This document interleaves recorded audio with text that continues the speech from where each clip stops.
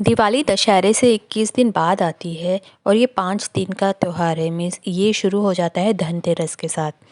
भारत के अलग-अलग प्रांत में लोग इसे अलग-अलग तरह से मनाते हैं। जैसे कि साउथ वाले पार्ट में अगर आप जाएँगे तो दिवाली वहाँ पर 1 दिन पहले जो होता है उसको नरक चतुर्दशी के तौर पे मनाया जाता है, जबकि बाकी जगह पे इसको छोटी दिवाली का नाम दिया गया है।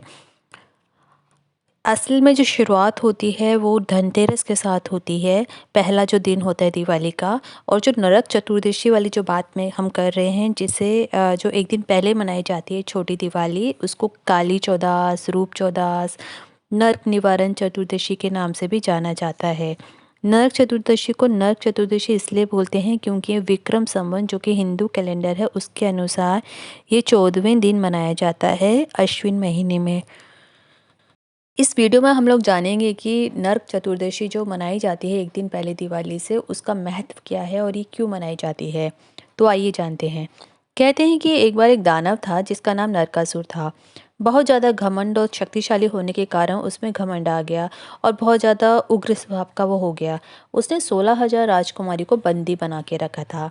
वो क्या करता था, किसी भी राजा से जब वो लड़ाई करता था, युद्ध करता था और जब वो जीत जाता था तो वहाँ की राजकुमारी को बंदी बना कर के उसको रख लेता था ताकि वो उसे विवाह कर ले। नरकासुर विष्णु के 12 अवतारों भूदेवी का पुत्र था। उसके सामने कोई राजा टिक नहीं पाता था। वो सारी राजकुमारियों को जीतकर मणि पर्वता की ऊंचाई पर छोड़ आता था, जिसकी निगरानी मुरु नाम का राक्षस और उसके 10 बेटे करते थे।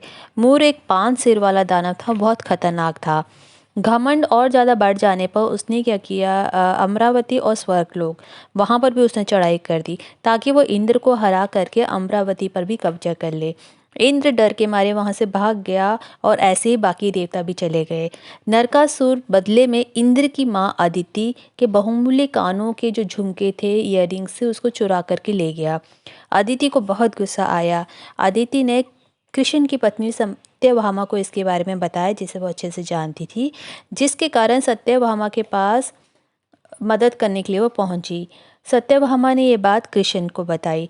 कृष्ण जानते थे कि ब्रह्मा जी ने एक वरदान दिया है नरकासुर को, जिसके कारण कोई भी उसको नहीं मार सकता सिवाय भूदेवी के, जो कि उसकी माँ है। साथ में वो ये भी जानते थे कि सत्यभामा भूदेवी का ही अवतार है।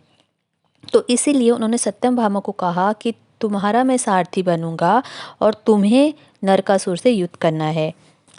तो ऐसा कहने के अनुसार श्री कृष्ण सारथी बने और सत्यभामा ने नरकासुर के साथ युद्ध किया। युद्ध के दौरान सत्यभामा तो युद्ध कर रही थी, लेकिन नरकासुर ने श्री कृष्ण के ऊपर वार किया और उनको बेहोश कर दिया, जिससे गुस्से में तिल मिलाते हुए सत्यभामा नरकासुर पर टूट पड़ी और उसको बहुत बुरी तरह से जख्मी कर दिया। वो मरण शैया पे पहुंच गया।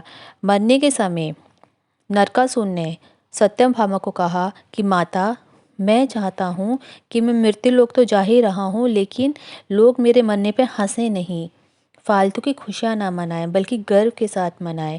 सत्यभामा ने उसको ये वरदान दे दिया और इसी के कारण आज भी नरकासुर के वध करने के कारण नरक चतुर्दशी मनाई जाती है और ये धूमधाम से लोग मनाते हैं।